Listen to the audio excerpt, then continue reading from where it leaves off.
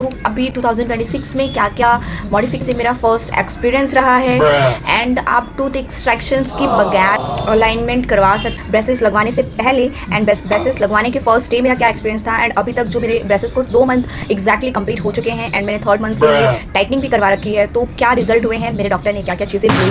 Hi everyone, so welcome to my channel miss Sush vlog. Braces journey का मैं second video बना रही हूँ जिसमें मैं आप लोगों को हर एक चीज़ अच्छे से एक्सप्लेन करने वाली 6 में क्या क्या मॉडिफिकेशंस हुए हैं हमारे ऑर्थोडोंटिस्ट की तरफ से, क्या क्या चीज़ें बदल के आई हैं एंड कितना चार्जेस लगता है, कितना कॉस्ट लगता है, कितने टाइम में रिकवर करते हैं, सब कुछ मैं आपको इस वीडियो में बताने हूँ। पिछले वीडियोस में मैंने आपको बताया था कि मेरे फ्रंट टूथ की स्टोरी मैंने शेयर की थी कि क्या हुआ है। अगर आपने नहीं देखा है तो मैं यहाँ पे लिंक डाल दूँगा, आप जाके देख लेना एक बार। वैसे तो एक ही वीडियो अपलोड किया है तो आप इसको बैक करके दूसरा वीडियो चेक कर सकते हो जिसमें मैंने पूरी स्टोरी बताई है कि मेरा किस तरीके से दांत टूट गया था एंड क्या क्या स्टोरी थी, क्या क्या सफ़र किए मैंने, कितनी कॉस्टिंग लगी है उसमें, मेरे डॉक्टर ने क्या क्या सजेशंस दिया एंड सर्जरी मेरी जो हुई थी वो क्यों हुई थी। ट्राई करूँगी वो सारी चीज़ें एक बार अच्छे से मैं क्लियर करूँ। तो चलें स्टार्ट करते हैं।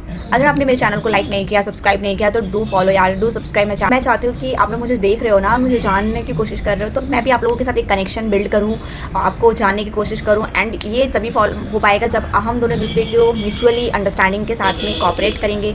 मैं जैसे आपके क्वेश्चन के आंसर्स दूँ और आप मुझसे क्वेश्चन करो, और ये तभी पॉसिबल है जब मेरे रेगुलर वीडियोज़ आपके फीड में आएंगे और आपको अपडेट मिलता रहेगा। तो उसके लिए आप मेरे चैनल को प्लीज़ करके लाइक कर देना, सब्सक्राइब कर देना एंड बेल आइकन को हिट कर देना ताकि मेरे रेगुलर वीडियो सबसे पहले आपके पास आए एंड पॉजिटिव रिस्पॉन्स मैं आपको दे सकूँ। ओके, तो सबसे फर्स्ट क्वेश्चन ये था कि मेरे दांत कैसे टूटे थे। तो मेरे दांत जो थे, मैं बहुत छोटी थी एंड मैं गाड़ी से गिर गई थी जिसकी वजह से मेरा ये फ्रंट टूथ मैं क्या करूँ, फिर जॉब छोड़ दूँ?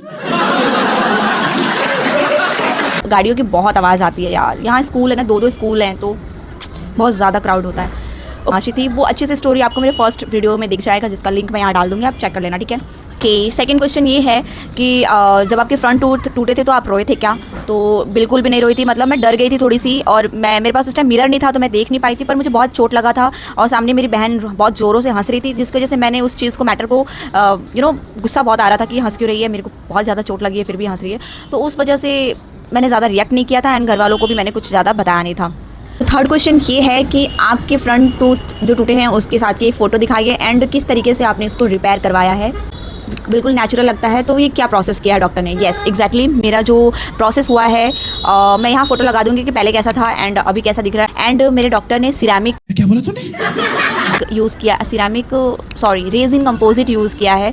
रेजिन कंपोजिट हम 3 तरीके से अपने दांत को ठीक कर सकते हैं। पहले ज़्यादा विनियर्स जो होता है, if I am not wrong, veneers होता है जो कि एक लेयर होता है जो कि स्ट्रक करके आपके टूथ को कवर किया जाता है। अगर आपकी टीथ येलो हो गए हैं बहुत ज़्यादा एंड उसका कलर चेंज करना है तो भी उसमें वो हेल्प करता है। दूसरा ऐसा है कि अगर आपका दांत टूट गया है तो उसमें वो लेयर लगा देंगे तो वो बिल्कुल नेचुरल टीथ से मैच करता हुआ एस्थेटिक दिखेगा। एंड दूसरा होता है कैपिंग करते हैं। अगर आपकी दांत ज़्यादा टूटे हैं और कोई व्यवस्था नहीं है अच्छे से, मतलब कोई और जुगाड़ नहीं है, तो वो लोग कैपिंग करते हैं जो कि आराम से 15-16 साल तक वो ईजिली टिका रहता है, ठीक है।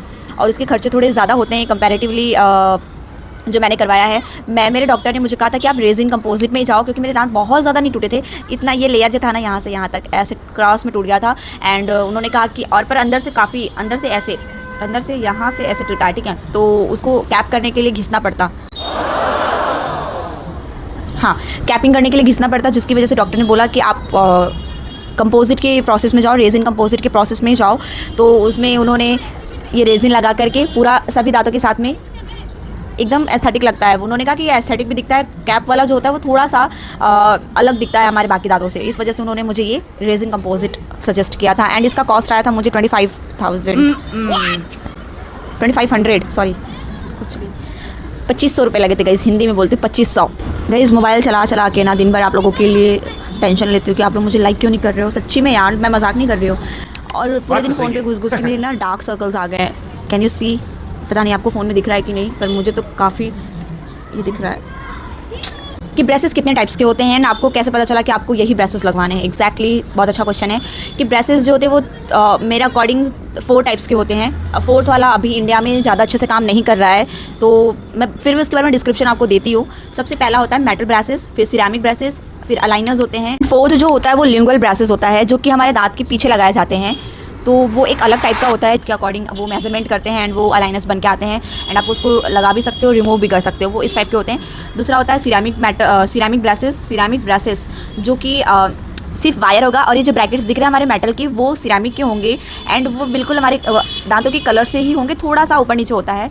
बट उसमें डिसएडवांटेज ये होता है ना, मतलब ड्रॉबैक उसका पता है क्या है, एक तो वो बहुत ज़्यादा कॉस्टली है एंड जब भी आप कुछ खाना खाते हो ना तो वो येलो पड़ जाता है, ठीक है, तो वो इससे भी ज़्यादा गंदा दिखता है। तो मेरे हिसाब से, और उसका जो इफेक्ट है ना, मतलब जल्दी से जो उसका रिजल्ट मिलना चाहिए वो मेटल ब्रेसेस में काफ़ी फास्ट देखने को मिला है एंड अच्छा देखने को मिला है। तो मेरे हिसाब से मैंने मेरे डॉक्टर को पूछा, उन्होंने मुझे जब सजेशन दिया, सारी चीज़ें बताई उन्होंने, तो मैंने पूछा कि आपके ऊपर मैं ट्रस्ट करके आई हूँ, आप एज अ गार्जियन मुझे क्या सजेस्ट करेंगे। मैंने सिरामिक ही यूज़ किया था, जितना उन्होंने मुझे बजट बताया था, तो उस बजट में मेरा सिरामिक फिट हो रहा था। तो बट उन्होंने कहा कि as a guardian if I have to suggest you then I will suggest कि आप मेटल ब्रेसेस में जाओ। तो मेटल ब्रेसेस में जाने को उन्होंने खुद ने मुझे कहा था। दैट मीन्स कि वो जानते हैं कि मेटल ब्रेसेस का जो रिजल्ट है कंपैरेटिवली अबे जल्दी बोल, कल सुबह पनवेल निकलना है। बाकी सारे ब्रेसेस के कंपेयर में वो ज़्यादा इफेक्टिव है, इस वजह से उन्होंने मुझे मेटल ब्रेसेस सजेस्ट किया। गाइस मैंने ना यहाँ पे सारे क्वेश्चंस आपके लिख के रखे हुए हैं, सारे क्वेश्चंस, क्योंकि मुझे सारी चीज़ें याद नहीं रहता एंड बहुत ज़्यादा सब कुछ मैंने लिखा है। एक तो ये पेज में है, ये पूरे पेज में है एंड ये हाफ एंड कुछ मेरे इस फ़ोन में भी है। तो सारी चीज़ें आज मैं ट्राई करूँगी क्लियर करने की।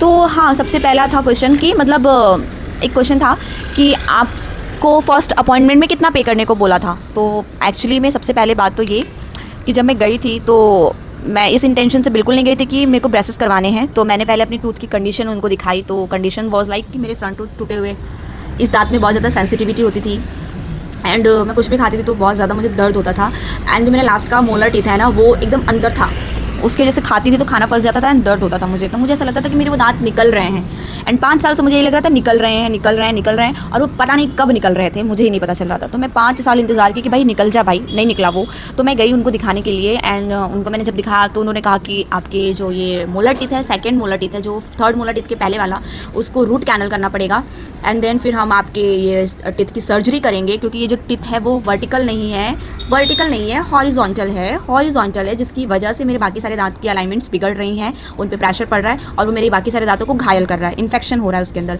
तो सबसे पहले उन्होंने मेरा ये किया था, क्या बोलते हैं, रूट कैनल किया था। मैं बता दूं रूट कैनल का प्रोसेस कैसा होता है।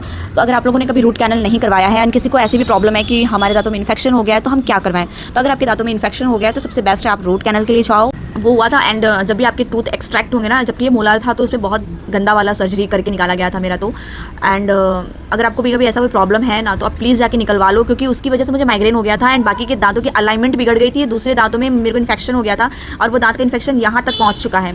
तो अच्छा हुआ मैंने जल्दी जाके करवा लिया, अदरवाइज़ और 15 साल वेट करती तो समझ रहे हो, 15 साल वेट करने के बाद बोल रही अच्छा हुआ जल्दी करवा लिया, और 15 साल के बाद जाना चाहिए था मुझे। तो ऐसा था, तो उसकी वजह से बहुत सारी दिक्कतें हुई हैं। फिर सर्जरी के बाद वो तो मेरी सर्जरी कर ही रहते, मैं भी उनके साथ चिल्ला उनका हाथ पकड़ के दबा दे रही थी, क्योंकि आप ना अब भले ही उस दर्द को फील नहीं कर पा रहे हो, लेकिन जो हो रहा है ना उस आपका पता है क्या होगा, ये दांत में वो लगाए रहते हैं ना, वो एक्सपांशन वाला, मुंह को एक्सपांड करने के लिए, वो इतना कब से ऐसे करे आपका मुंह जबड़ा दर्द करने लगेगा भाई, लिटरली अंडरस्टूड, समझ रहे हो आप। यू कैन इमेजिन कि 15, 20, 30, आधे घंटे 1 घंटे तक आपको मुंह को एकदम जोर से खोल के रखने के लिए बोलते कोई, तो ये तो दर्द करेगा ना, बहुत दर्द कर रहा था। एंड फिर ये हुआ, तो इसके बाद में मुझे उन्होंने एक मतलब मेरे गाल पूरे सूज गए थे। खाने का क्या होता है कि आप जब सर्जरी करा के आओ ना, तो मैं रास्ते में ड्राइव करके आई, जब मैं ड्राइव कर रही थी तब तक मुझे कुछ नहीं पता क्योंकि एनेस्थीसिया था। जब घर पे आई उसका असर जब खत्म हुआ मैं पागल हो गई, लिटरली पागलों की तरह चिल्ला रही हूँ, रो रही हूँ, मतलब मेरे को पापा पे गुस्सा आ रहा है कि मेरे डॉक्टर ने जो पेन किलर लेने को बोला था वो कहीं मिल नहीं रहा, दवाई लेके आओ, मुझे बहुत दर्द हो रहा है, मुझे समझ में नहीं मैं क्या करूँ। मैं जा रही हूँ डॉक्टर से मिलने के लिए,